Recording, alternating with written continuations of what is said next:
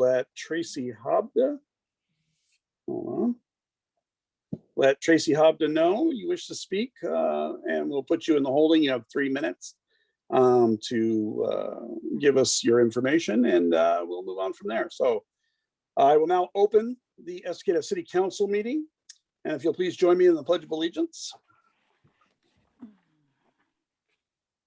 I pledge allegiance to the flag of the United States of America and to the republic for which it stands, one nation, under God, indivisible, with liberty and justice for all. Can I have roll call, Tracy? Councillor Dunsmuir? Here. Councillor Gates? Here.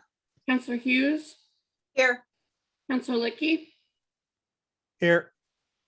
Councillor Strobel? Here. Councillor Tenbush? Here.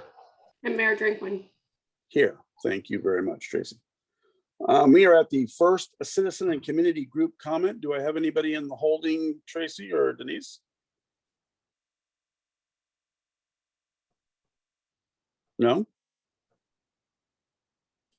I can't hear you. Your mic is. Sorry, you do. I gotta figure out how to get her in there now. Sorry. Oh, okay. Scott is. Scott? Yeah, there we go. Okay.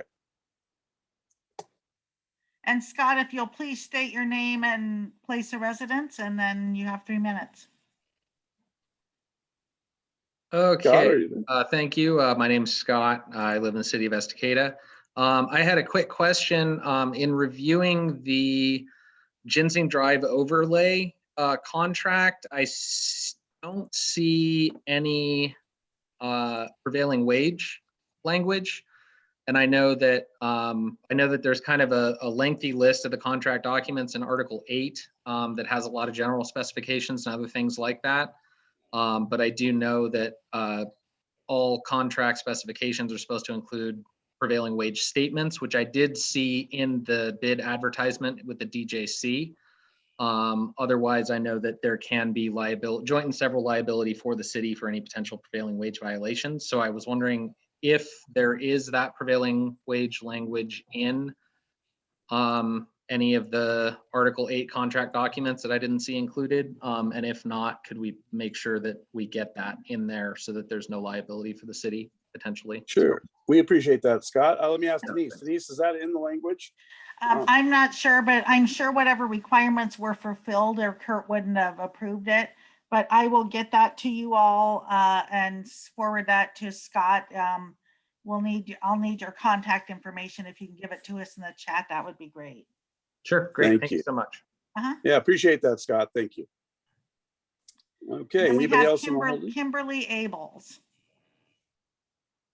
Kimberly Abels is in the holding. Yep, there she is. Okay. Hey, can you hear me okay? Yeah. Great. Hi, everybody. I just had a couple of quick questions. You don't have to answer them now, but I just want to kind of put them out there. One, I was curious if the city was planning on doing any kind of resiliency or remembrance celebration as we come up on the 1-year anniversary of the 2020 wildfire. Something that the city was sponsored, and that was kind of about our community coming together and how we're moving forward and rebuilding. So I just wanted to kind of throw that out there and see if there was any thoughts around that. And then my second question was more around related to counselors and elected officials and how they interact in the public. And if there was any kind of guidelines around, for example, like if Counselor Tenbush went to an event and gave a welcome address and it was, advertised as Counselor Tenbush would be there. Does that mean that the city supports it? If it has his name and his elected title with it? And I was just kind of curious about the guidelines related to that. And if there was some best practices for how we're engaged or how our elected officials are engaging in the public and promoting specific kinds of events. Sure, that's a good question. Thank you, Kimberly. Denise, I'll let you answer to that. Yeah, so we don't have, there are rules as far as the statewide ethics and that, but city councilors, the mayor and city councilors, they can act on a lot of things that staff can't. For example, they can support measures and And when they support something, it doesn't have to be by the whole council. So yes, they can be at events representing themselves as a mayor or city councilor, and it's not necessarily representing the whole council, but they can speak under their title at community events. Okay. Kimberly, did that answer your question? Yes, it did. Thank you. I just wanted to make sure that we weren't, if we had different kinds of events that counselors or the mayor or Right. any elected official is showing up at. I just was curious if the city was in support of those, but it sounds like they can kind of do those at free will. So I appreciate the clarification, Denise. Thank you. And Joel, did you have something you wanted to ask Kimberly? Yes, she asked a question about an event. Well, something I'm not aware of anything for the cities sponsored.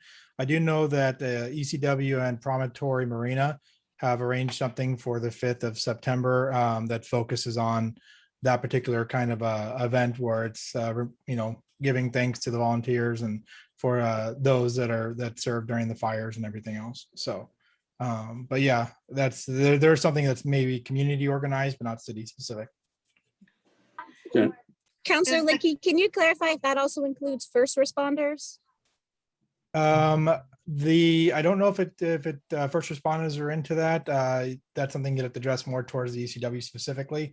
But I know that the ECW did do something recently for first responders last month. So yeah, I would say that's something that have to be specifically to the event organizers.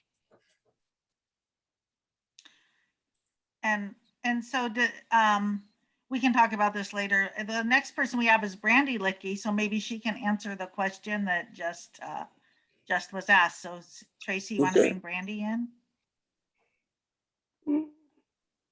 I Thank thought you. Brandy, are you there? I'm here. Can you hear me? Yep, we can hear you. Yeah, I'm the president of ECW. We are having an event September 5th. It's called Estacada Strong Appreciation Day. And to answer the question to Kimberly Abels, yes, we did recently have a first responders event that was specifically centered on first responders, firefighters, police, and all that. So this event specifically is to focus on those that like your neighbor that went out and fought that fire that didn't have to, the businesses that donated their trucks and their water trucks and all those things that they did to help save our town. It's also to celebrate the volunteers from the relief center who came and gave of their time and slept on cots 24 hours a day, spending their days feeding the community, and all the businesses that came together that helped us run the relief center, that helped get animals out. Anything you can think of, we are trying to get as many people as we can to honor during that event. It's going to be not only honoring them, but it's like a big outdoor party. We're going to have Promontory is co-sponsoring this with us. And it's going to be really awesome. We're going to have carnival games and a chili cook-off, and I think it's going to be a really great time for us to come together as a community and celebrate getting through that last year. Good. Thank you, Brandy Licky. That sounds like a really great event. I hope everybody can make it. We thank you for that update. Is there anybody else in the holding? No? Okay. No.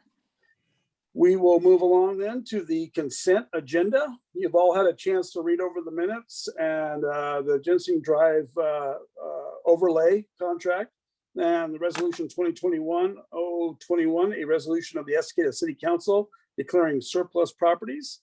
So do I have any questions to this? Joel? Yeah, so I had a chance to look over the minutes, and there's a piece that's missing in the minutes I'd like to have added. There was a point at which Councilor Hughes had asked about Kimberly Abels withdrawing her application previously from being for the DEIC. And the response from Taylor Campy was that she had withdrawn it because she left the school district. That was nowhere in the minutes, and I think that's important because it kind of brings up another point that I want to bring forward at this point. In the Estacada Municipal Code that actually forms the committee, that's 2.33. It actually requires that you're in the school district for 1 year before you can be on the council. And being the fact that Taylor has identified that Kimberly actually left the school district for a few months, that actually disqualifies her as a candidate for the diversity, equity, inclusion per our ordinances and the regulations that we have set forth. So. Okay. Denise, I'm going to ask you on that. Is that something that we add in the minutes to add back in, or to follow up on that in the minutes? So that Yep, it if reads he it? wants to make a motion to add that to the minutes, and second and pass, then we will correct the minutes. Okay, so do I have a motion to do so? I move that we add that section to the minutes, and it can be found in the video recording. So. Okay, all right. So I have a first. Do I have a second? I second, since it was my question. Okay, I have a first and a second. All those in favor say aye. Aye. Aye. Aye. Okay, all those opposed? Okay, that can be added into the minutes then. So now that that's been added in the minutes, can I have a motion declaring set? Jerry, did you speak? I just want to clarify on what Joel had said about being eligible for commissions. Denise, does that make her ineligible? I thought it was only council had to be in city limits for 1 year, It's not city limits, it's district. or school district. Yeah. I'm looking, and I And just even- want to remind council, it will be nice for these kind of things if you'll let staff know before the meeting, so we have time to look it up and not have to, if you could just let us know, give us a heads up, even if it's 10 minutes And before the Can I meeting. share a screen and I'll just bring it up right in front of Hey, you? how about- Well, I'll look. Can I I finish? just, yeah, go Yeah, ahead. Jerry, go ahead. Okay, so she never left the school district. She rented a house outside of the school district, but the property that she owned, that she was building her house on, was still in the school district. So that's all I got. She resided outside the school district, and so She with still owned property. She still owned the property in the school district. she still resided outside the school district based upon that where she lived, and by again your own admission to it. So Okay, um, so it- let's find out if Denise finds that in that. it'll be under membership, Denise. 233. And when we get to that part of the thing, I'll have your answer for you. All right. Yeah. Great. Well, we can't really, well, okay, so we'll approve the minutes based Yeah. upon the change that we've already discussed. Yeah. So can I have a motion on the floor to do so? Didn't we already changed the minutes? Did we change everything? Is it? Yeah, good we to go? made the motion to change it, but I don't think we moved to approve the consent agenda with the. So I moved to approve the consent agenda with said changes. Okay, do I have a second? Second, Second. Yeah, the first and second, all those in favor say aye. Aye. Aye. All those opposed? Okay, motion passes. Moving along, we are at the department and committee reports. You all had a chance to read over the report from Clackamas County Sheriff's Office. I would like to ask something before we move on from that particular one. I think it's time that we actually had it in person, if we possibly could, instead of a report just given to us every week. I think it's more in depth when we have somebody in the room to answer the questions that I have, because I noticed there's a little uptick in crime lately, and it's kind of got me a little concerned. So I would like to, maybe kind of take a look at that, kind of an in-person type situation, if that's possible. Sure. I can see if someone can attend at the next meeting. Great, thank you. Appreciate Mhm. that. Anybody have any other questions to that one before I move on? Joel? Yeah, and more than just having them attend, I'd like to make sure you actually put a point on the council business for the next meeting, that we actually start discussions and maybe have the staff send us all copies of the current contract with the county so we can be up to date on it. And then maybe start discussions, because if we order changes for law enforcement now, they won't be here for a year and a half. And at the rate we're building, we're already behind on law enforcement. We really need to get that moving now. So I'd like to kind of put that if we can, at the top of our list to actually discuss that and review contracts and whatever that involves. And I Yeah, think and Denise, I- we've discussed that, yeah. Yeah, and it already is in the works. They've already been notified, so, Okay, great. yeah. Thank you. Committee and commission liaison reports. I'll start off with you, Justin. Do you have anything new? No? No, sir. Okay. Joel? The meeting's on Thursday, so a couple days from now. All right, great. Paul? No, nothing from me. Okay, Jerry? No? Charity? Yeah, so I'll try and be brief. Since I have the school board, a lot gets discussed at the school board meeting. As many of you well know, a lot of changes occurred from my last school board liaison report to the school board liaison report. So I'll just kind of hit the highlights. The portable has been renovated and moved to its new location over to Rivermill Elementary. Estacada School District used a local contractor to cut cost. The total cost was around $42,000 as opposed to spending $200,000 for a new portable. So the district did really good there, saving us a lot of money, saving the school district a lot of money, I should say. And the portable will house 2 classrooms. Estacada School District continues to update the website, documents, and their Super 60-second reports into Spanish for our Spanish-speaking community members. And that seems to be reaching more of our Spanish-speaking members. And they've gotten a lot of feedback that it's been pretty successful, and they continue to update that. Facility maintenance, grounds, and custodial is at 83% completion. The IT is at 78%. Again, this board meeting was on 8/12. So I would imagine there's been more completion since then, since school's just right around the corner. Estacada School District is hiring. They need bus drivers. And a lot has changed, like I'd said, from my last report, especially in regards to mask mandates and the parent or individual choice. The Estacada School District received 761 local emails on mask mandates. These emails were from both sides of the aisle. Okay, so the Estacada School District believes in and supports local control as our school district looks at, it looks different than the metro area in Eugene. So our community approved, this is their words, our community approved of the guidance that was released last month, and our school board was proud of the work and excited to implement the new safety guidance. The school district hears your concerns. Again, this is the school district talking about face coverings, but right now their main focus is getting students back into the classroom full time. They also have to follow state guidelines. With that said, they unanimously passed a resolution that night at that board meeting on the consent agenda, letter N, which reads, declaring a need for local control and masking and demand for local, and demand for guidance and enforcement and need an alliance to align school guidance with the United States Center for Disease Control and Prevention and authorizing necessary actions in connection therein.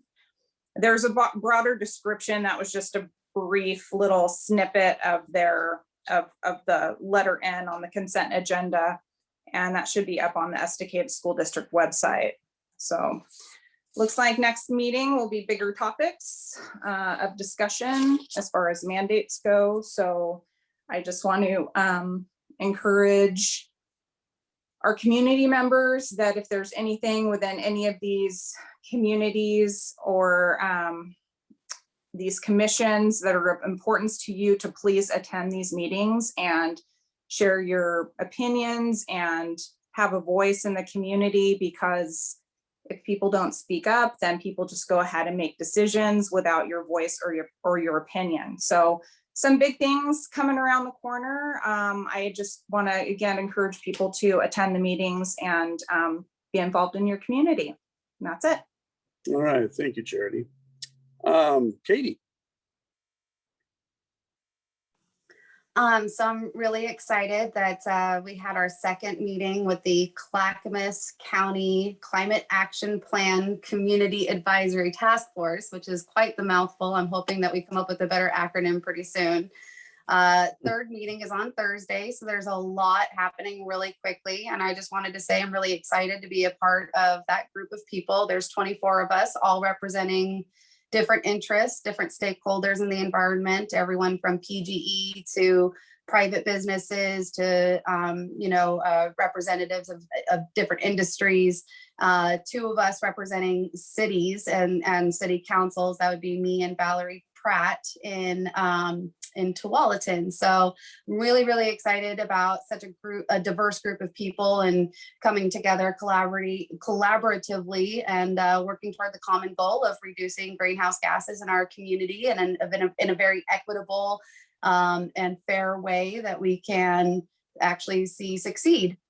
So that was the CCATF or whatever you want to call it. And then really it's not a committee or anything, but I want to remind everybody that the housing needs analysis online open house is currently up and still going. It's essentially a survey that you can take by finding it on the city website, and it is part of our housing needs analysis. And it's really important that we hear from as many diverse people as possible. I especially want to encourage people who struggle with housing in Estacada, or if you know people who are struggling with finding housing in Estacada, especially affordable housing in Estacada, please go online, find the housing needs analysis open house survey and fill it out. Again, not committee related, but housing is still a really important thing for me, and that housing needs analysis is going to do huge things for our city. So please participate in that. And other than that, that's all I've got. Thank you, Katie. Appreciate that. I personally, by my own admission, missed the last fire board meeting, and that's on me. I am sorry for that, or I'd have an update for you, but I will catch up and bring one at a later date. I thank you for that. City managers report. Yeah, so the city's just moving along on a lot of the projects that were in the budget this year.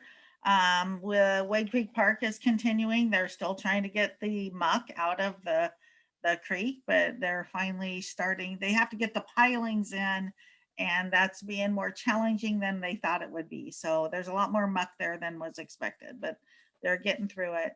And then we had a pre-bid meeting for the two water projects, the UV treatment for water, and then the high-level reservoir pump station.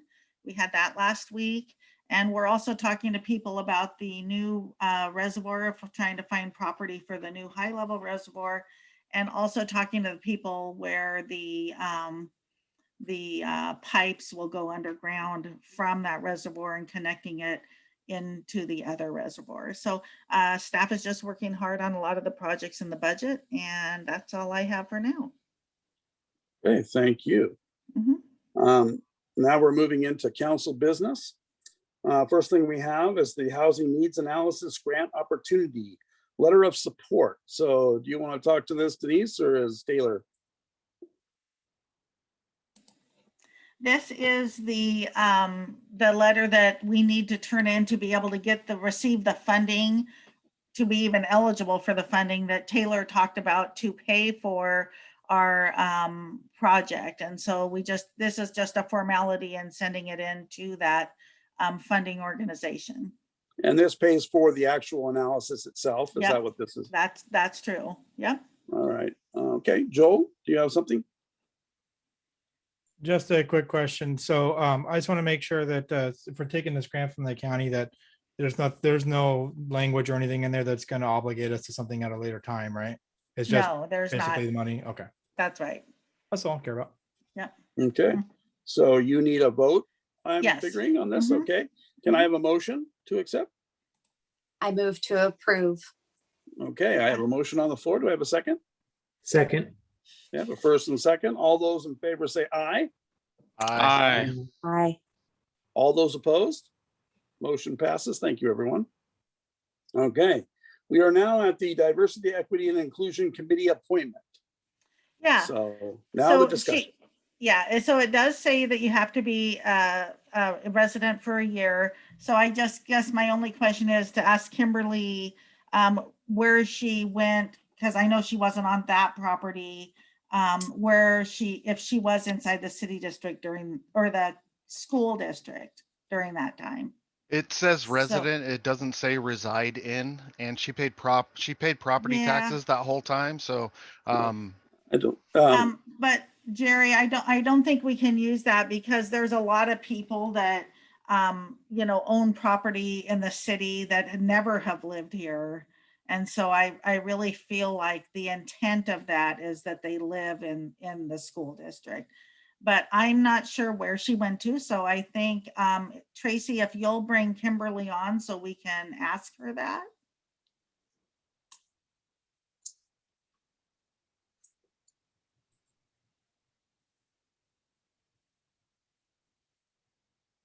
Kimberly, are you there? I am. Okay, great. I think Denise wants to ask the Well, question. Go ahead, Denise.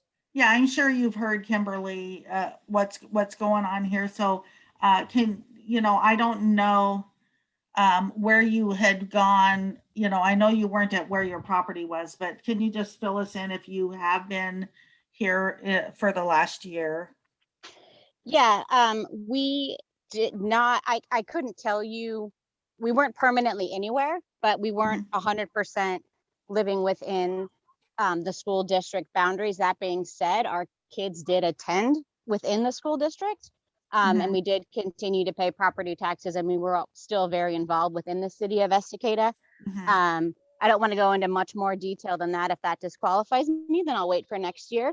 Okay. But that was just our situation, and I'm happy to serve however the city needs. And I appreciate your consideration. Okay. Thank you. Yeah, so I think that that for our purposes that she is ineligible at this time. So would Can we, you clarify for me really quick? I'm sorry to interrupt anyone. Oh, I just have okay. my own questions. So Mhm. that code that you're looking at, does that only apply to the city council, or does that apply to the DEIC membership No, roster that we it- adopted? Yeah, it is in the DEIC criteria. Oh, okay. Thank Yeah. you. Mhm. I just wanted to clarify. Yep. all right, thank you. Then it sounds like this decision has probably been made. Yeah, Yeah. yes. So Okay. we'll just stick with the first person who applied that we already had there. Is that right? We don't have to go back out for, Oh, no, you can appoint Jennifer. I think Jennifer, I think. I Yeah. Okay. move to appoint Jennifer to the DEIC. okay. I have Second. a motion to appoint Jennifer. Do I have a second? Jerry seconded. Okay, I have a first and second. All those in favor, say aye. Aye. Aye. All right, thank you, everyone. Moving right along. We are at the committee vacancy advertisement procedure. Jerry, you have something? Yeah, before we move on, I just have something that really sat wrongly with me last meeting. So basically what was said was that we're not taking qualifications into consideration, that we just want to put new voices on council. And that didn't sit good with me. That's doing a disservice to the city. If we're not looking at qualifications on any and every applicant for any and every committee position, then we're not doing our job. We're not doing a service for the city. The statement that was made is that qualifications don't matter. We just want to put new voices in these committees was very wrong. And that's my opinion. And holding it against somebody that they have served, that they stepped up and took on the city councilor spot for 4 months, holding that against them is also wrong. So that's my opinion, and I'll leave it at that. I appreciate that. Thank you, Jerry. So now we're at the committee vacancy advertisement procedure. And I'll let you have that, Denise, and kind of explain Yeah. that to us. Sadie put together something that we will start to be using now based on the council discussion at the last meeting. And we don't need any kind of motion or anything, but it would be nice to have a consensus that this is what everybody, if it looks fine with everyone, or if we have questions, which I think we have a couple questions. All right, I got two people up. I'll start off with Paul.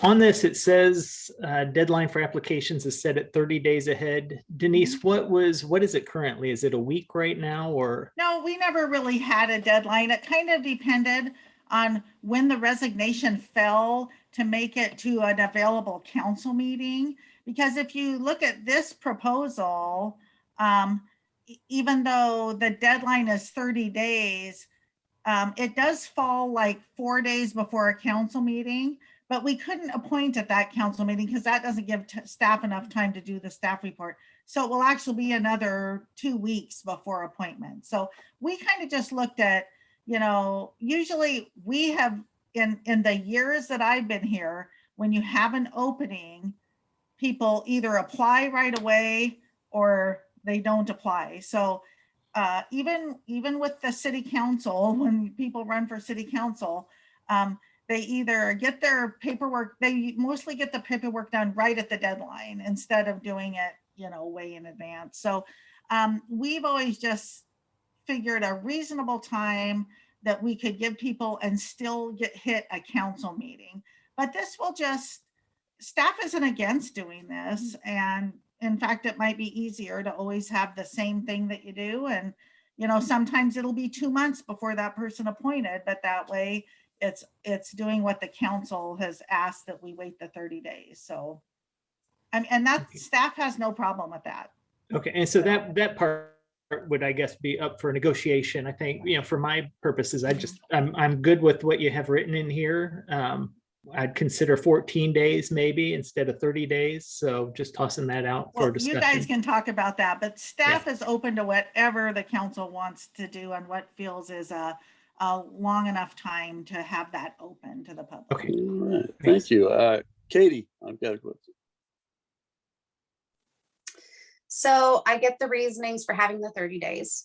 I really like this, by the way, but that's also because my brain works in numbers and routines, and this just seems like a number routine thing. So I love the idea. But looking at the kind of timeline we would be looking at and seeing 2 months of a gap, I'm trying to think about what 2 months of a gap of having an open seat in a committee would be like, in our city. And I'm wondering if 30 days is maybe too long. I would like to see maybe it be a little less than 30 days. But that's again, just because of wanting to see the smoothness happen in the committees within our city and not having a vacant seat for potentially 2 meetings. And so I love the idea. I'd like to see it maybe go to 20 days. And I think 20 days would give enough time and help close that gap a little bit, so that maybe the committees would only be missing a member for 1 meeting versus 2. But that's where my opinion is. Okay, thank you. Joel. You get to the mute button there. So yeah, and Katie, if you actually play that 20 days out far enough, it still could fall in the right area where it still could end up being a month before the next lands on there, just because of the way the dates could fall when meetings are. So, and 30 days is a common period of time in which, if you have newspapers to go out there and put the notifications out there, communication boards, posting on city websites, people that may be gone out of the area, just checking back in, may not get the paper. It gives a chance to kind of cover all those bases. So that way the entire community has a chance to have a real chance to actually see it. Maybe people that aren't online and only get the paper may not stumble onto it for a while, things like that. So that's why the 30 days I proposed was originally from, was because to make sure that we've covered all the bases, that everybody has a chance to actually see the position and apply for it. I did have one thing I'd like to see if you guys could add to that as well. When you guys notify that it's been posted and stuff, could you guys also notify the council through like an email saying, hey, this was posted today? So that way all counselors are also made aware of when it went out. And so we could also push the appointments as well. So Sure. also might be a good idea that to add in any nonprofits that have ears in the community. Kind of like you added the nonprofit of the Chamber of Commerce. So maybe all nonprofits would be a good idea if they're up for it, receiving that information to notify it as well. Because there's a lot of groups in the areas like churches, for example, they have a lot of ears that they could pass it on to and really get a good interaction with the community. And that's the whole intent, is to make sure the community has a chance to know and choose to interact. So That might be a little more difficult. There are so many of them, and how do you choose? And we do get the word out, and hopefully they pick it up from our posting on Facebook and the other ones to forward. Okay, Justin, you had a question? Yeah, I think my question is actually more for you, Sean and Denise. You guys have been around the longest. I think my concern with the 30 days would be if one person drops off and you wait 30 days and then two more people drop off of a committee, which I've seen happen within a 30-day period. I don't know if you guys have. I think that would be my only concern with going so long. And I don't really think we've had much of an issue in the past with people signing up. So Yeah. I don't know. I would kind of direct that to you guys. Yeah, I think, yeah, that's a very good question. I mean, I think we came across that one time, I can remember back, I think it was Parks and Rec, where we had a few people drop off and it was a problem because we couldn't get enough back on to make it work. So that's a very valid question. How do you feel, Denise? I mean, I think that, this isn't a legislative act, so that's why it's not going to be voted on by the council, because this is kind of a, it's important, but it's a administrative act. And so if we really felt like there was an appointment that would hurt the specific committee, we would talk, when we send it out to the council, we might say, hey, is the council agreeable that we will do this one for 20 days so we can hit this council meeting, Sure. So, hopefully we don't get a lot of resignations in the middle of things, but they always happen. But I think if there was a certain circumstance that we could send out to the council and quickly get back probably some type of approval to, alter it that one time if it was really going to hurt that committee. But most likely, quorums for the parks, they only have 5. So if they lost 3 people, which would be rare, I think, but if they lost 3, yeah, they'd be in a bind. But everyone else would have to lose 4 people to make it where it was going to hurt them being able to have a meeting. So I think we give it a shot and see how it goes, and we can always bring it back and discuss it if there's a problem, but I just don't see a problem with it. Perfect. I like Thank you. that. That's good. Mhm. That's good. Charity, did you have something, or did she answer it for you?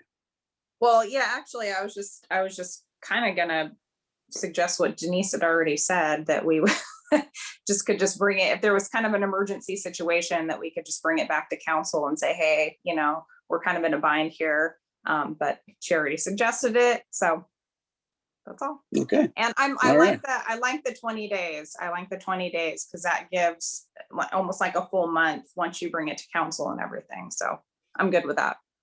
Okay.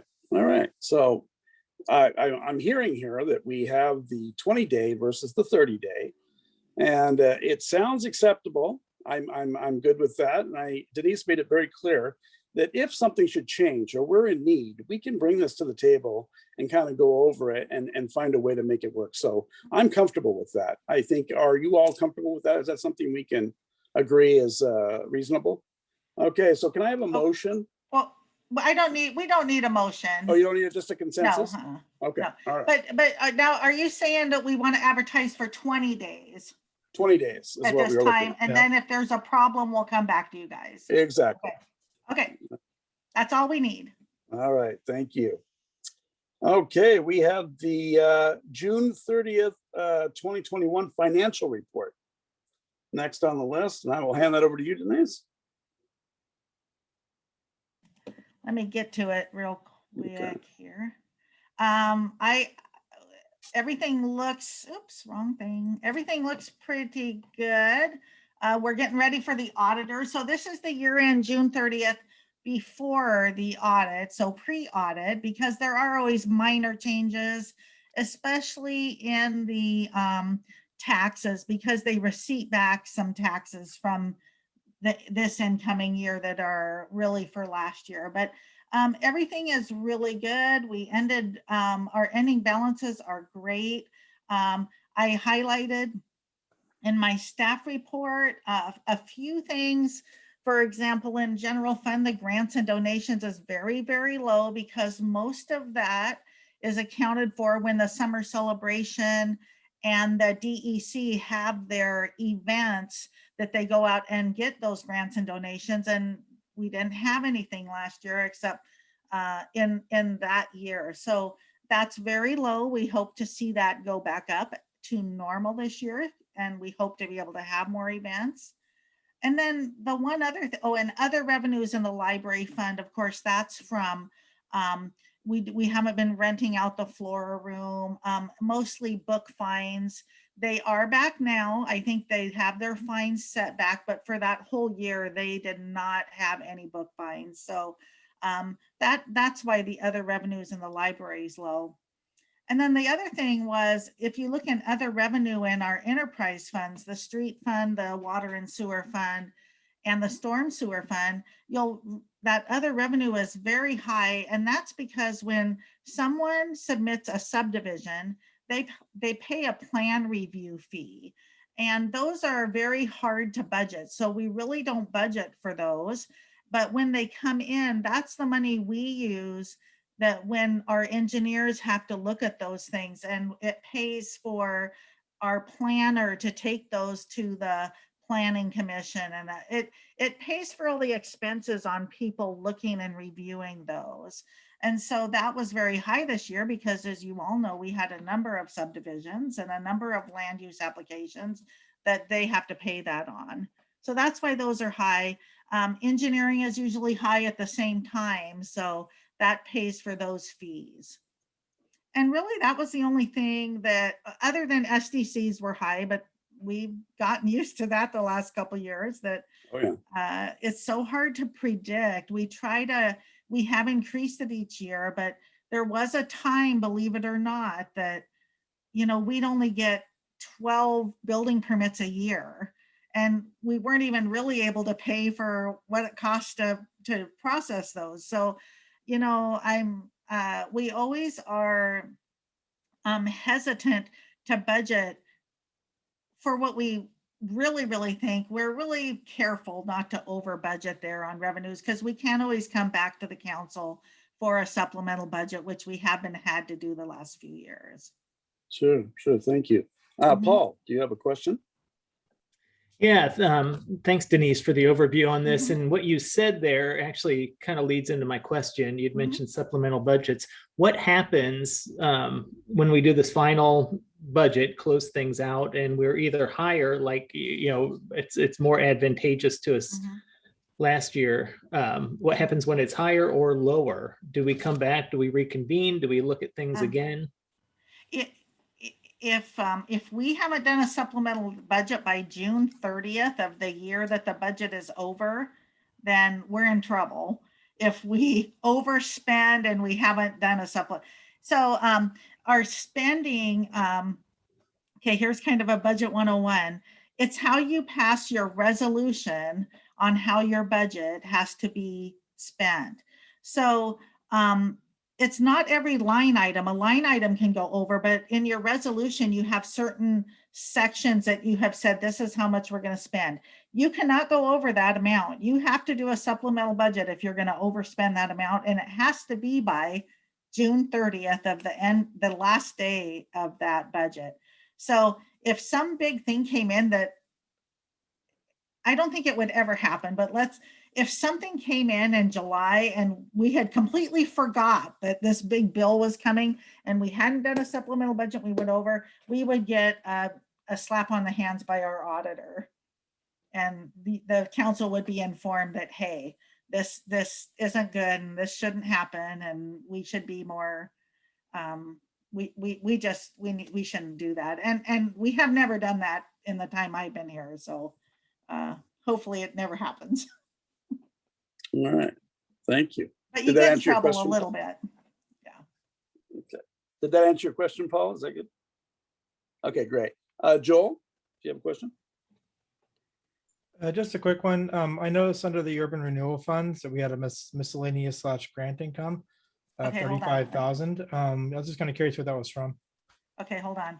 I got too many screens open here. And I gotta find, in urban renewal, Yeah, last page of the entire 56. I think. grant income, $35,000. Yes, so Matt got that grant to pay for the Lakeshore project that we had no idea he was gonna get. And so we didn't have to do a supplemental budget because you can receive more money than you had proposed without having to do a supplemental budget. You just can't spend that over. So we had budgeted to spend all that. It was just a gift that we got this grant that we weren't expecting. So it does allow us to have more of our urban renewal funds to spend for other projects when we do get a grant for that. But that's what that was. That's where my question was going, is if, Yep. does that give us 35,000 back in? if we- Yes, it does. It doesn't come off of our indebtedness amount. Mhm. Okay. Yep. All right, is that all the questions on this? All right, are you looking for a motion or just a read and agreement on this one? All right. Well, we'll be moving you're on to muted, the Denise. council. What's that? Oh, she said something, but she was muted. We don't need anything. It's just Okay, good. an information to bring to you. All right, great. Well, next we have council goal update. Yep. Also, I'll give that to you, Denise. So as you can see, we've been busy, but we haven't been able to start a few of the things on here. They're just blank because we haven't really had time to think about them. But we are trying to get going on all of these things. And we've hit some harder than others. And we really, in this last half a year, want to, try to wrap up a bunch of these. A lot of them are always going to be ongoing. So that's why you'll always see that clear up, that there is no really finish date, like partnering with nonprofits and that type of thing. But a lot of them do have a finish date that we aim for. So those Q4 and Q3, and that's when we plan on that job will be complete. And then of course, some of them are 2022 because Wade Creek Park is going to go into 2022 and our housing needs analysis and that type of thing. So there's very few done. There's a lot of ongoing, but we're hoping to wrap up a bunch of these before the end of the year. And then a lot of times you'll carry over the ones that are ongoing or not complete by the end of the year. Katie, you have a question? Yeah, I was actually really hoping that we could actually fix the paragraph where it says continue partnerships with local service providers. Just because a couple of the people called out on here are no longer the liaisons. Like, for example, it says that I'm still the liaison for the fire district and I am not. So just a couple of those kinds of things I really like cleaned up. I will correct those. And then this might be the wrong time to bring it up, but I guess I can't figure out a better time to bring it up. Something that I was approached with actually by a teenager in our school district about a year or so ago. They actually reached out to me and were asking why we don't have any kind of environmental awareness mentioned in our council goals. Like if we are even taking the environment into consideration. And I realized they had a really great point that we as a city are not doing anything to be, more conscious of the environment that we live in together. And we don't have anything about conserving our water, for example, which is going to be a pretty scarce amenity, if we're still living in this drought. And especially since we're already being asked to do things like limit the watering of the lawns and stuff like that. So I actually would really love to see our city put something in our council goals about being more, environmentally conscious or conserving energy or, watching how much paper we use at City Hall or something like that. I know that we as a city are already taking steps like that. I would just really like to see us keep that as an ongoing goal for our city and always kind of aware of it. And would love to also hear some updates that the city might be doing throughout the year in order to Mhm. meet that goal. That's Yeah. just kind of That's- what I wanted to throw out there. That's a Okay. great idea, Katie. And I do just want to let the council know, we have gotten signs. You'll see some signs going up around town. They're little yard type signs that have a little stick and about conserving water. The city has cut back on watering our parks. And, where it's trying to, bring to people's attention, even though right now we don't have a quote water shortage, it's always good to conserve water. And I think some people, we have found that there are a lot of people that feel like they have to sprinkle every day. They have those, because from 5 to 7 in the morning, boy, our reservoir goes down because all those new subdivisions have sprinkler systems. And they're on every morning for whatever. And I think getting the word out for, 20 minutes a week is healthy for grass or whatever, and that it's not healthy.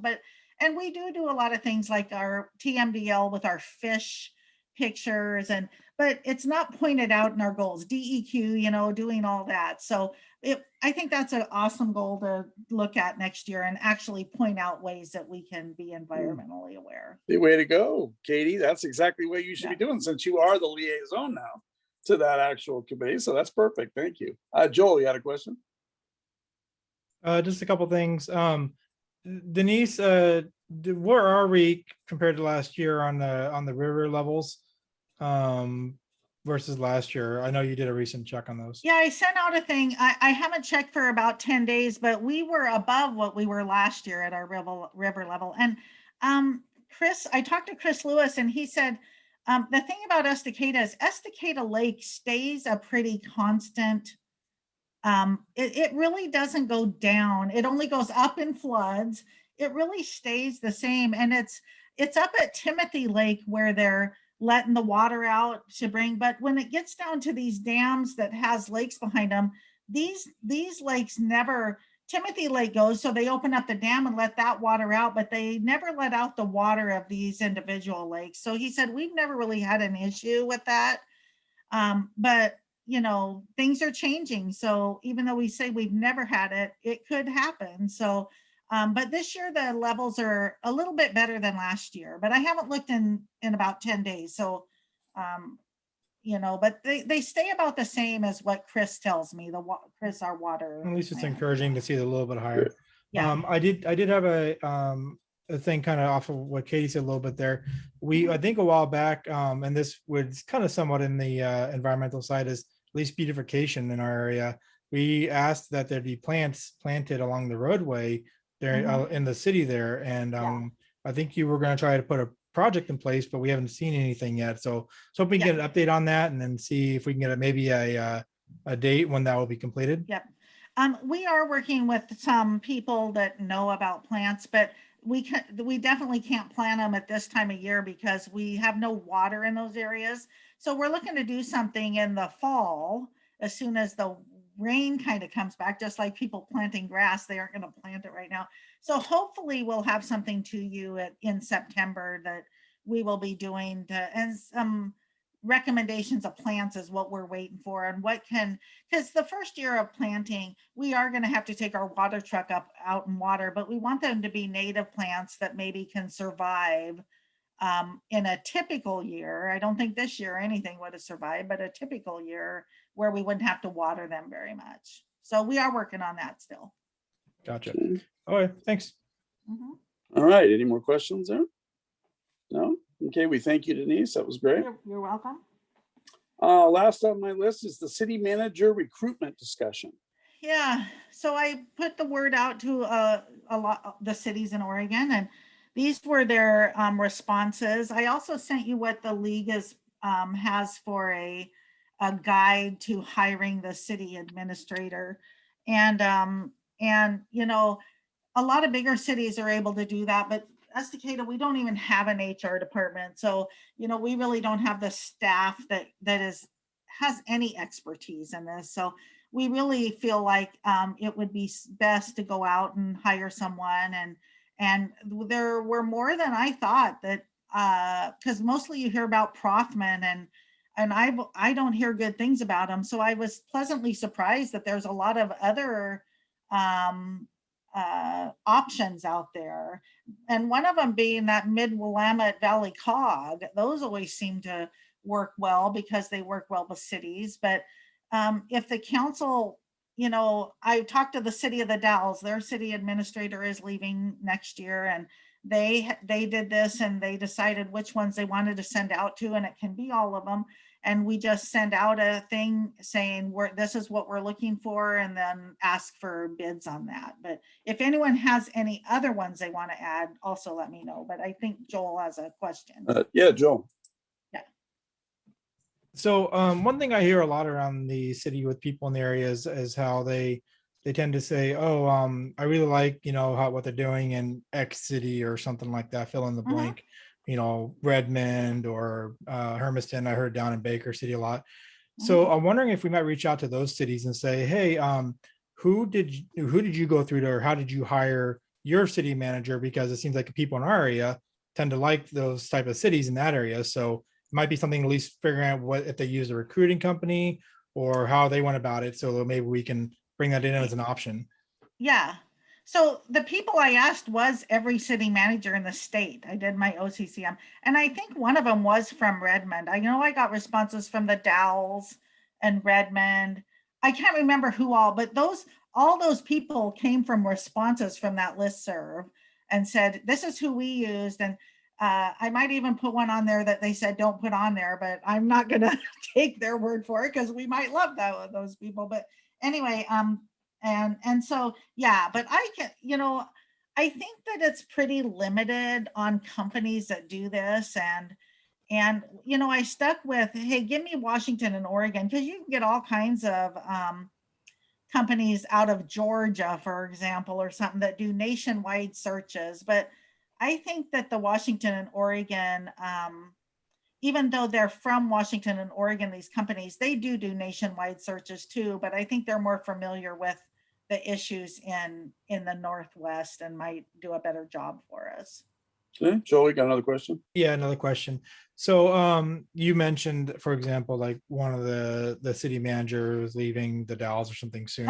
If there's a city manager that's leaving, or if I have like a connection to somebody, for example, that has done it, if once we choose like a company, do they have to go through them, or can they apply directly to the city, or how would they go about that? You negotiate with that company. Once you pick a company, you sit down with that company and say, this is how we want to do it.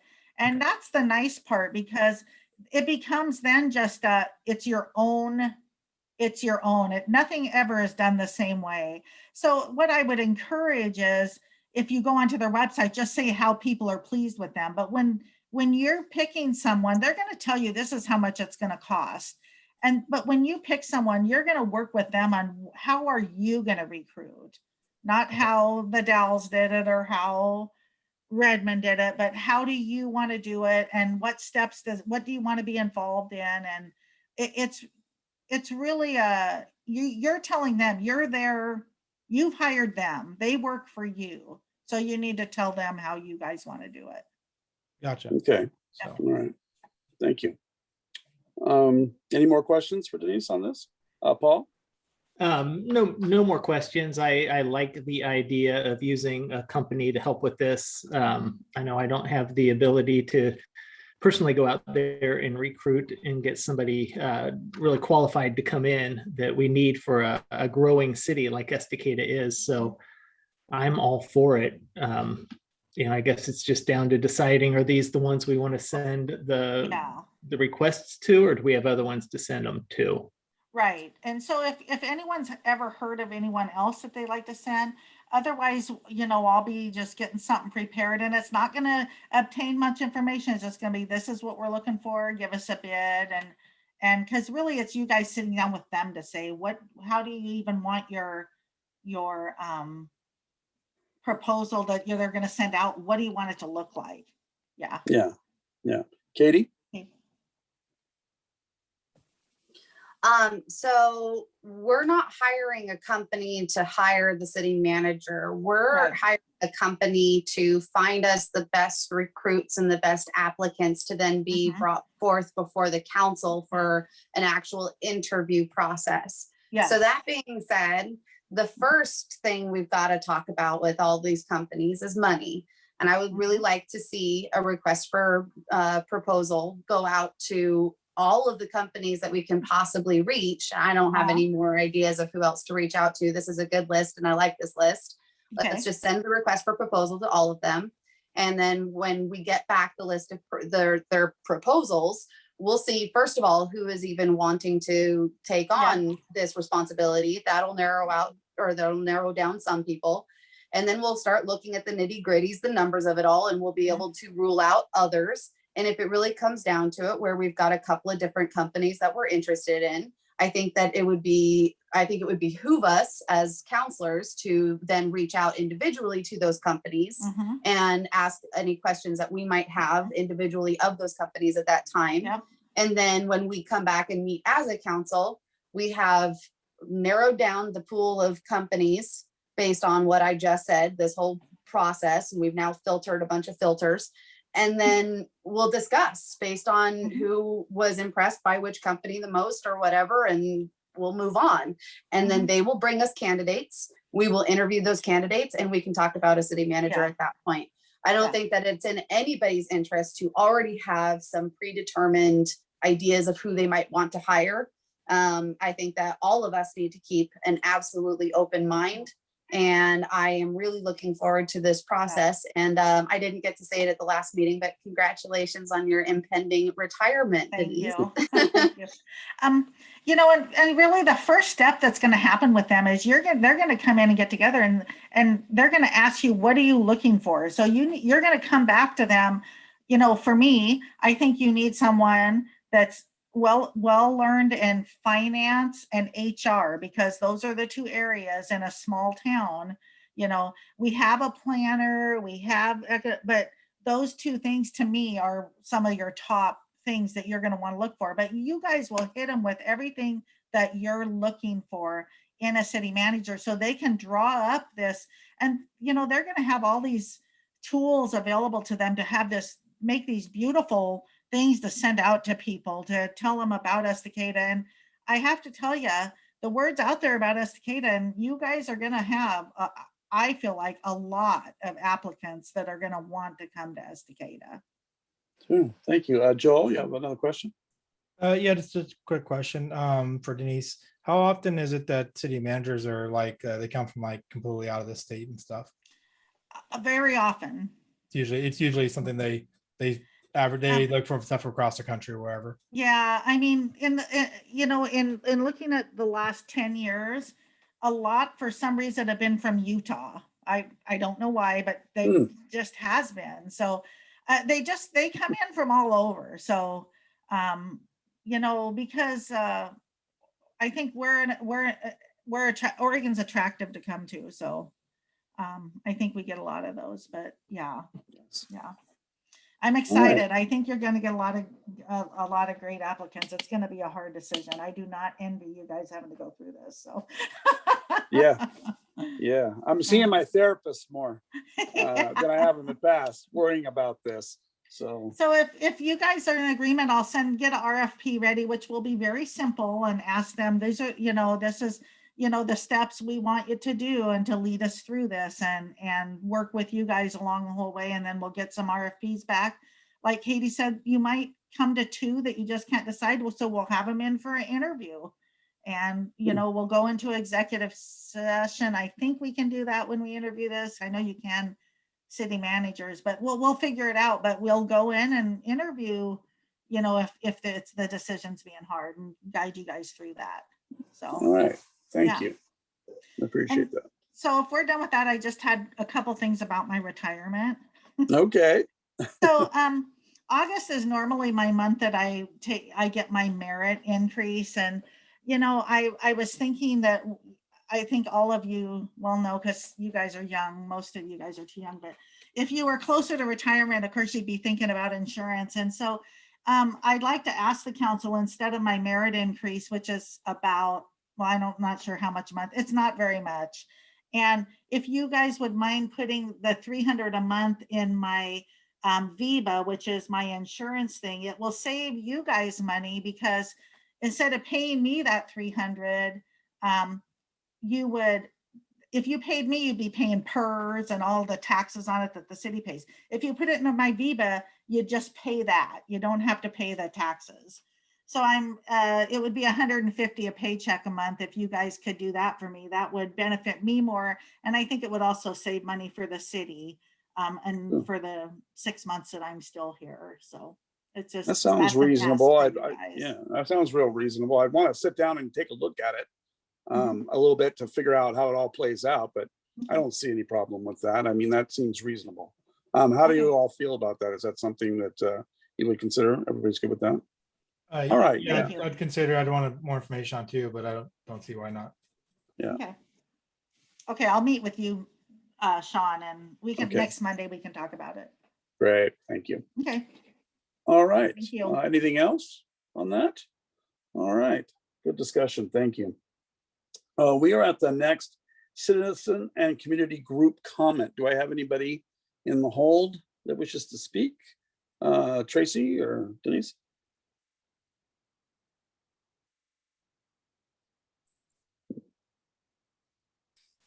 No? Scott had his hand raised. I just brought Oh, him okay. in. Scott? Yes, hello, Scott, citizen of Estacada. Just real quick, Council Dunsmuir, I think that's a great idea about adding goals, kind of environmental goals to the list. I would ask too, I know that there's a wonderful hybridization of labor standards and kind of community development and environmental awareness and development at this time. I know that the HB 2021 just passed, talking about renewable energy with labor standards to build the renewable energy there. I think that in promoting community development, I see that there's an economic vitality.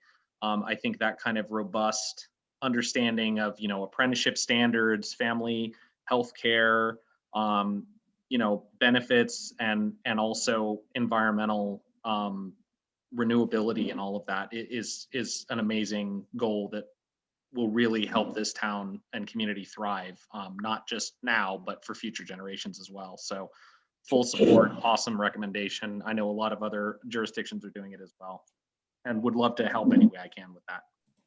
All right. Thank you, Scott. Okay. Scott, the recorder didn't get your name. Can you give us that real quick? Sure. Yeah. For the record, Scott Strickland, resident of Estacada. Okay. Thank you very much. Thank you. Thank you. All right. Anybody else before I move on? No? Yep, there's one more coming in. Okay, good. Johnson. Thank you.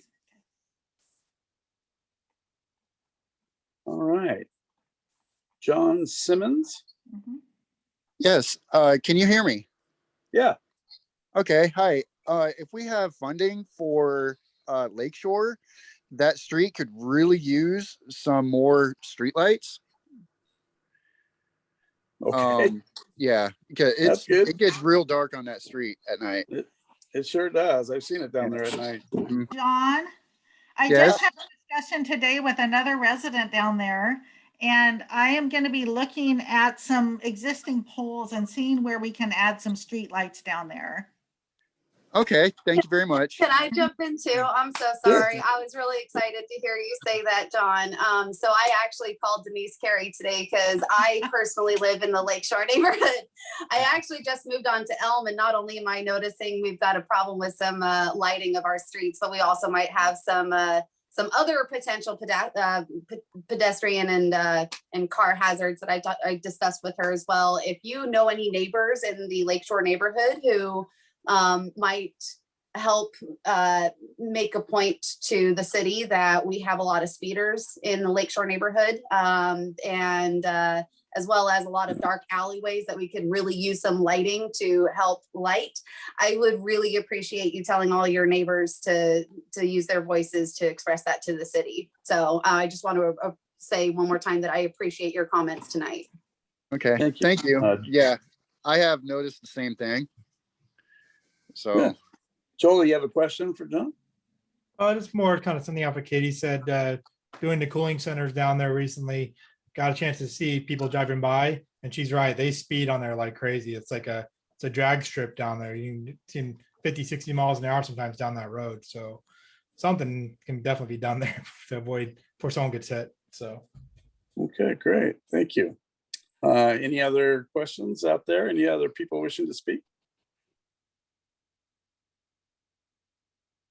Tracy, is that all of them? Sorry, nope, there's one more coming in, Christy. Oh, okay.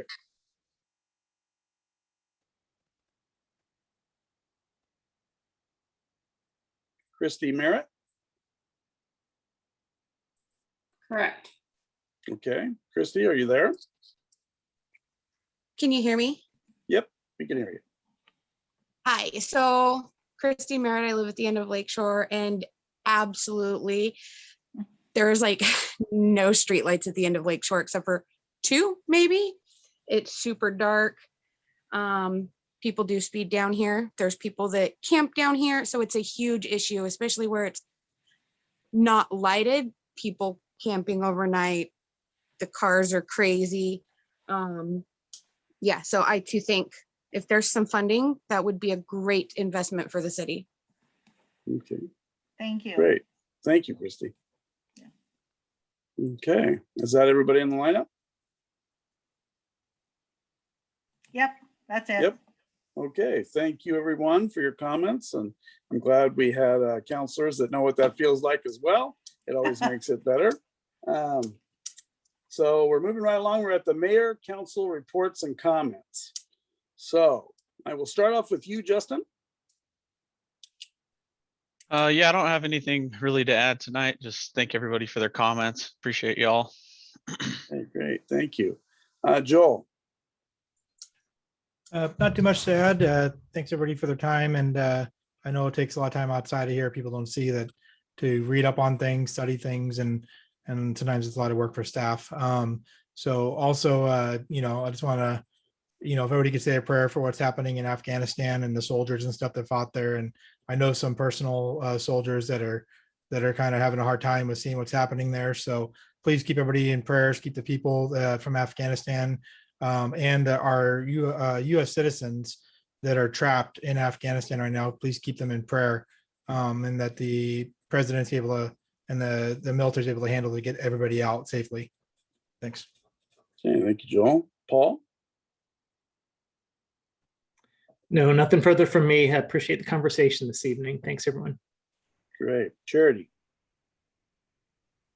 Not much more for me. Just again, want to reiterate for community members to reach out to council if they have any issues or problems or concerns. I appreciate them coming on to Zoom or attending our live meetings and just being a voice for the community. And I want to continue to encourage that as it sparks good dialogue and good conversation. So thanks staff for putting together the packet as usual, and everybody have a great week. Thank you, Charity. Katie.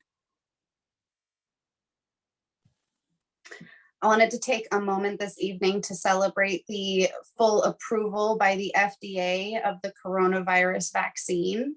I want to take this moment to also encourage everyone to do your research and talk to your doctor. Do not talk to Facebook or Google. Talk to your doctor. If you have concerns, ask the questions. The highest rates of spread are currently happening in the lowest vaccination areas.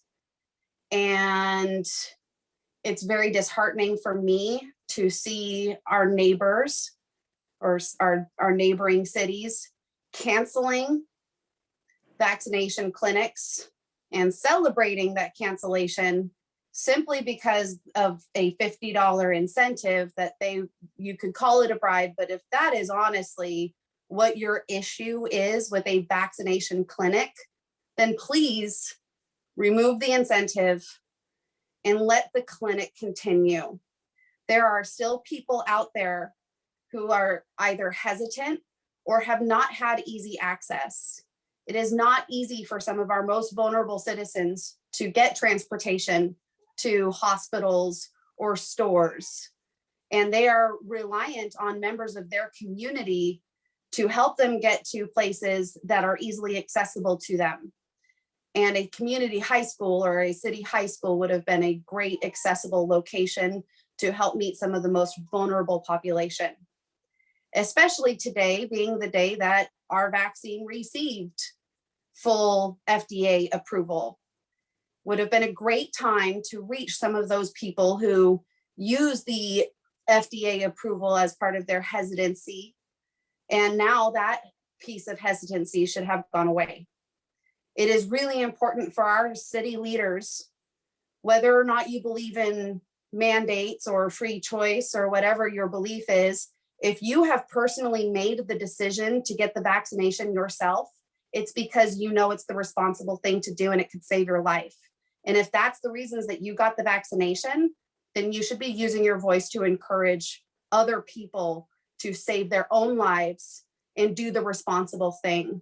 And I only wish that more leaders in our community would use their voice to say that rather than to sow defiance and disobedience and anger. And in the meanwhile are also spreading medical misinformation and blatant lies in some cases. And it's making me frustrated. Personally, I'm feeling at my breaking point. I'm about getting ready to send my second grade daughter to school, my kindergartner to school. I'm going to have 2 daughters in elementary school. And I'm honestly terrified after turning on the internet and seeing what is happening in Florida and Texas and Georgia and Louisiana and Mississippi. I don't want to be like them. I want my daughters to be safe. I want everyone to take lessons learned. And I want them to learn the lessons too before it actually happens to us. Please get vaccinated. If you're not going to be vaccinated, wear a mask and protect our community. And that is all I'll say tonight. Thank you. Okay. Jerry. Well said, Katie. Well said. Appreciate that. Thank you, staff. Denise, if you can pass on to the rest of the city staff, you guys do an amazing job always, and it's much appreciated. Thank you guys for coming. Thank you guys for listening to my rambles, and I really do appreciate all the effort that is put into this council and the city. So thank you. Thank you. And we've ended another broadcast day. I want to thank all of you for your comments and everything you've said tonight. It's heartfelt, I'm sure, and your leaders in your community, and we appreciate each and every one of you. Staff, you did a great job. We appreciate you as well, so thank you. And this meeting is adjourned.